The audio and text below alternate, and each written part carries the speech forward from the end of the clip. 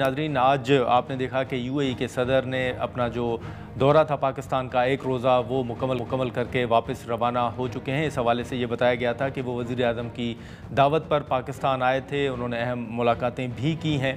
इस हवाले से पहले भी हमने देखा कि जो प्राइम मिनिस्टर हैं उन्होंने मुख्तलिफ़ ममालिक का दौरा किया और जो मुख्तलिफ़ स्टेट्स के हेड थे उनको पाकिस्तान आने की दावत भी दी गई थी। इसी के साथ साथ एक अहम ख़बर ये भी है कि जो बरतानिया में एहतजाज हुआ है, उस एहतजाज के दौरान जो एक वीडियो वायरल हुई है उसमें जो पाकिस्तान की क़यादत, ख़ास तौर पर फ़ील्ड मार्शल को जो धमकी दी गई है, उस पर पाकिस्तान ने अपना एहतजाज रिकॉर्ड करवाया। हमने देखा कि बरतानवी जो हाई कमिश्नर हैं उनको फ़ॉरेन ऑफिस में तलब किया गया और इसी के साथ साथ हुकूमत की जानिब से जो यूके अथॉरिटीज़ हैं उनको ख़त भी लिखा गया है और उसमें ये कहा गया है कि बरतानिया की जो सरज़मीन है वो पाकिस्तान की क़यादत के ख़िलाफ़ जो इश्तियाल अंगेज़ वहाँ से बयानात आए हैं और उनको ये भी कहा गया है कि वहाँ पर जो लोग भी इस सारे अमल में मुलविस हैं उनको कानून के कटघरे में लाया जाए। फ़ॉरेन ऑफिस ने भी इस पर अपना रद्द-ए-अमल दिया है।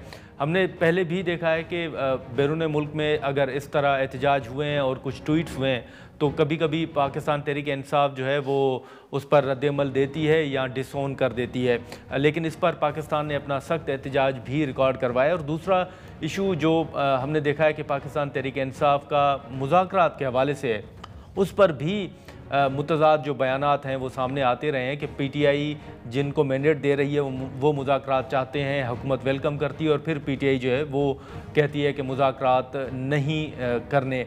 हमने देखा कि अलीमा साहिबा का भी बयान आया था कि जो मुज़ाकरात चाहते हैं वो पार्टी के साथ नहीं है, तो आगे कैसे बढ़ा जाएगा। मौलाना फजल रहमान साहब ने भी हाल ही में पार्टी रहनुमाओं के साथ अहम मुलाकातें की हैं, मुख्तलिफ इशूज़ हैं उन पर हम गुफ्तगू करते हैं और हुज़ैफ़ा रहमान साहब हमारे साथ मौजूद हैं जो हुकूमत का मौक़िफ़ है उस हवाले से हम उनसे गुफ्तगू करेंगे। हुज़ैफ़ा रहमान साहब, बहुत शुक्रिया वक्त निकालने का। सबसे पहले तो आज जो सोशल मीडिया पर एक वीडियो वायरल है, हुकूमत ने उस पर अपना एहतजाज भी रिकॉर्ड करवाया है, ख़त भी लिखा गया है यूके जो अथॉरिटीज़ हैं उनको, जो एहतजाज हुआ और पाकिस्तान की क़यादत को जो धमकियाँ दी गई हैं, आप क्या समझते हैं ये कितना हसास और अहम जो मामला है और इस पर क्या कार्रवाई आप समझते हैं कि हो सकती है जो खतूत लिखे गए हैं उसके जवाब में?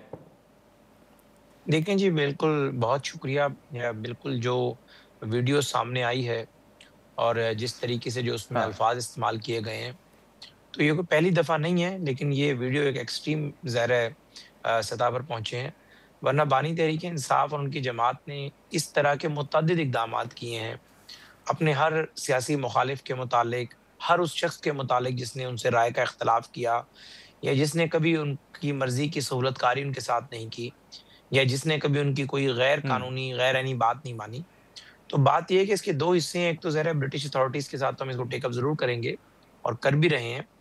वहाँ पर ठीक है। डेफेमेशन का केस भी फाइल करेंगे, क्रिमिनल केस भी रजिस्टर कराने की कोशिश करेंगे। लेकिन हम इसकी जो जड़ है, उस तक पहुँचेंगे और इसकी जड़ जो है वो बानी तहरीक-ए-इंसाफ खुद हैं और उनकी जमात है पाकिस्तान में। अच्छा। अगर वो ये समझती है कि उन्होंने ये हाँ। नहीं किया या वो इसको गलत समझते हैं, तो उनके पास वक़्त है, वो हुँ। ओपनली इसकी जो है मुखालफत करें, इसकी तरदीद करें, इसे कंडेम करें। अगर इनमें से वो कोई काम भी नहीं करते, तो फिर हम यही समझेंगे कि उनकी मर्ज़ी और उनकी मंशा से सब कुछ हो रहा है और वो इसके अंदर बाकायदा सहूलतकार हैं। तो फिर ज़ाहिर है, आपने जब कैंसर का इलाज करना होता है तो आप जो एरिया कैंसर से डैमेज होता है उसको तो ठीक है, आप उसी कीमो करते ही करते हैं, लेकिन आप कॉज़ भी ढूँढते हैं कि इसकी बुनियाद कहाँ से स्टार्ट हुई। और जो इसकी बुनियाद है इस तरह हाँ। की वीडियोज़ की, इस तरह के बयानिए की, वो बुनियाद बानी तहरीक-ए-इंसाफ खुद हैं।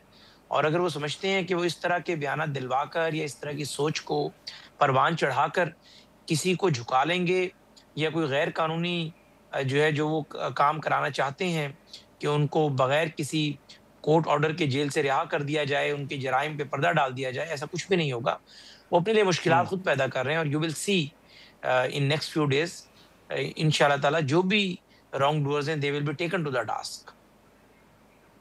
अच्छा, लेकिन हुज़ैफ़ा साहब, ये जो आपने माज़रत या उसकी जो मज़म्मत की बात की है, तो हम ये कह सकते हैं कि अगर पीटीआई मज़म्मत नहीं करती तो जो पीटीआई की पाकिस्तान में बाहर, जेल से बाहर क़यादत है, उसके खिलाफ भी कोई कार्रवाई हो सकती है? देखिए, जो भी बानी तहरीक-ए-इंसाफ का झंडा उठाने की कोशिश करेगा और उसके इस दहशतगर्दाना बयानिए को सपोर्ट करेगा, इस जो तशद्दुद हाँ। पसंदाना रवैया है, इसको एनकरेज करेगा, वो जो है हुँ, कॉन्सिक्वेंसेस को फेस करेगा। चाहे वो जेल के अंदर हो, चाहे वो जेल से बाहर हो। बानी तहरीक-ए-इंसाफ जो कुछ कर रहे हैं, आप देखेंगे कि ये अपनी हुँ, जमात के लिए इतनी मुश्किलात पैदा कर देंगे कि यहाँ पर ना कोई तहरीक-ए-इंसाफ का नाम लेने वाला बचेगा, ना तहरीक-ए-इंसाफ के प्लेटफ़ॉर्म पर सियासत होगी।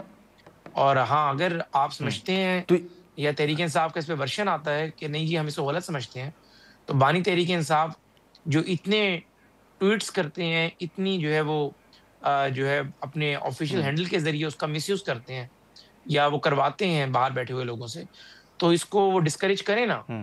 और कहें बरमला कि ये काम गलत हुआ है और इन लोगों से अपने आप को डिस्टेंस करें। अगर वो नहीं करते तो फिर लामहला यही समझा जाएगा कि सारा कुछ उनकी मर्ज़ी से हो रहा है और अगर उनकी मर्ज़ी से हो रहा है, तो फिर किसी को भी इजाज़त नहीं दी जा सकती वो ये सारे काम करे और रियासत आँखें बंद कर बैठी रहे। जी। हुँ, लेकिन हुज़ैफ़ा साहब ये मुस्तक़बिल करीब में जैसे पहले पीटीआई से मुतल्लिक़ कहा गया, पाबंदी के हवाले से बात की गई थी। इस वक़्त जो माहौल बन रहा है, आप देख रहे हैं कि मुस्तक़बिल करीब में पीटीआई के ऊपर कोई पाबंदी लग जाए या कोई मज़ीद सख्तियाँ आपको नज़र आ रही हैं? मुझे तो 100% तहरीक-ए-इंसाफ पर पाबंदी लगती हुई नज़र आ रही है और लगनी भी चाहिए, लगेगी भी। मेरा तो कैबिनेट में यही नुक्ता नज़र होगा क्योंकि इन्हें मज़ीद छूट नहीं दी जा सकती। इनकी रस्सी जो है, मेरे ख़्याल से रियासत ने नरम गोशा रखकर कहें या बड़ा दिल रखकर कहें या बर्दाश्त कहें, तीनों चीज़ों में से जो चीज़ आप जो है ज़हन में समझना चाहें, रियासत ने बहुत बर्दाश्त से काम ले जी। लिया और लेकिन अब enough is enough. I think अब जो है इनके खिलाफ एक्शन भी होगा, जमात पे पाबंदी भी होगी और भी जो इंतहाई इक़दामात हैं वो लिए जाएँगे क्योंकि मेरे ख़्याल से ये कल्ट है और कल्ट का जो है वो कोई इलाज नहीं होता, कल्ट का ख़ात्मा होता है। जो है वो हसन बिन सबा ने दन जन्नत और दोज़ख बनाई थी, बड़े-बड़े लोग आए लोगों को कन्विंस करने के लिए। दलील से काम नहीं बना, फिर हलाको खान ही हुँ। आया था। तो मेरे ख़्याल से बानी तहरीक-ए-इंसाफ जिस लेवल पर ले गए हैं, अपने फ़ॉलोअर्स को और अपनी ज़ात हुँ। को मेरे ख़्याल से उनका जो है मैं समझता हूँ सियासी तौर पर ख़ात्मा होगा, इनसे डील नहीं किया जा सकता।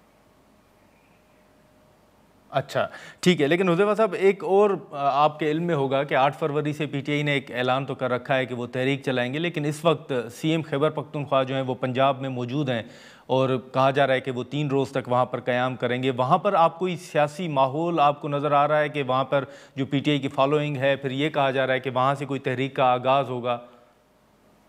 वो 3 नहीं 30 दिन रहे हैं, हम उन्हें रिहाइश भी दे रहे हैं ऑफ़िशियल, उनको जो है हम सिक्योरिटी भी दे रहे हैं फुल प्रूफ। तहरीक-ए-इंसाफ ठीक है, अच्छा। वोट बैंक होगा अपनी जगह पर, मैं तो समझता हूँ कि वो वोट बैंक भी नहीं रहा। ठीक है, 8 फरवरी 2024 को अवाम को गुमराह करके जिस तरीके से निकाला गया, एक जज़्बाती नैरेटिव बना दिया गया, एक जज़्बाती कौम है। अगर हाँ। वो वोट बैंक बचा होता तो जो है 23 नवंबर 2025 को ज़िमनी इंतखाबात जो हुए हैं, उसमें लाहौर में 27,000 वोट ना पड़ते आपको एमएनए की सीट पर। हालाँकि उसमें बानी ने अपने हैंडल के हुँ। ज़रिए, पीटीआई ने अपने हैंडल के ज़रिए, हमाद अज़हर ने, सबने इसको उस इलेक्शन को लड़ा है बाकायदा। तो मैं ये समझता हूँ कि कोई पंजाब में इनके पास स्टेट पावर नहीं है और ये अपना ये शौक भी पूरा कर कर देख लें। अहले पंजाब इन्हें पहले भी रिजेक्ट करते आए हैं, अब भी रिजेक्ट करेंगे और जिस किस्म की सोच इन्होंने शुरू कर दी है, इसके बाद तो तहरीक-ए-इंसाफ के बारे में मैं इतना ही कहूँगा कि ये इन्ना लिल्लाहि व इन्ना इलैहि राजिऊन है। हुँ।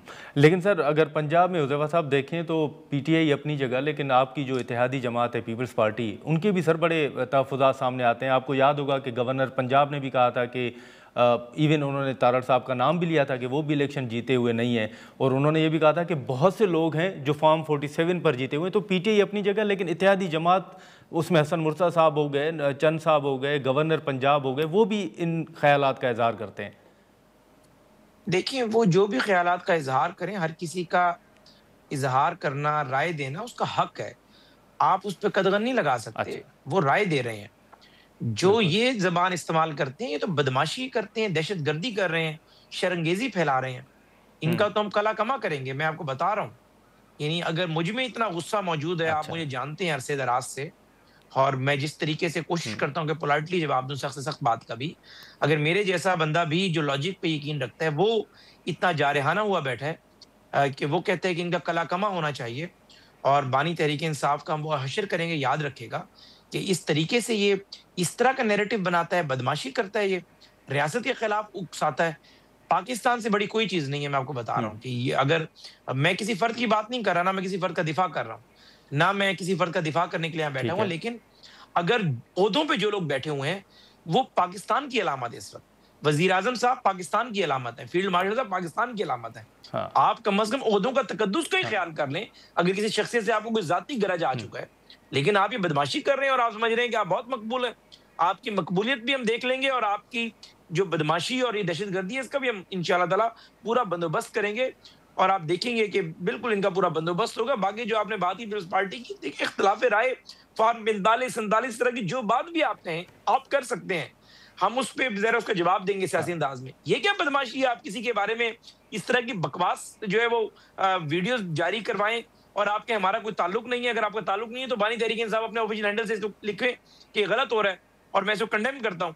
उस भगोड़े को डिसओन करें अपने ऑफिशियल हैंडल के ज़रिए, शहजाद अकबर को डिसओन करें, शहबाज गिल को डिसओन करें। यानी आप बैठकर मज़े ले रहे हैं और आप कह रहे हैं कि जी मेरा कोई ताल्लुक नहीं है और वो आपके ही बयानियों को परवान चढ़ा रहे हैं। तो इंशाअल्लाह ताला देखिए, there is no power on earth who can undo Pakistan. Pakistan इंशाअल्लाह ताला ताक़यामत रहने के लिए बना है और ये मुसल्लह अफ़वाज जो है पाकिस्तान के तहफ़्फ़ुज़ के लिए हैं और मुसल्लह अफ़वाज की कमान फील्ड मार्शल साहब के पास है। हम उनके साथ भी खड़े हुए हैं और सियासी तौर पर भी हम इनका मुकाबला करेंगे और कानून के हवाले से भी हम इंशाअल्लाह ताला इन्हें ऐसे इनकी गर्दन को दबोचेंगे, कानून के शिकंजे में लाकर इन्हें समझ आ जाएगी। चलें चलें, ठीक है ठीक है। बहुत शुक्रिया वक्त निकालने का, थैंक यू सो मच। नाज़रीन, हुज़ैफ़ा रहमान साहब की गुफ्तगू आपने सुनी। यहाँ पर एक मुख्तसर सा ब्रेक लेते हैं।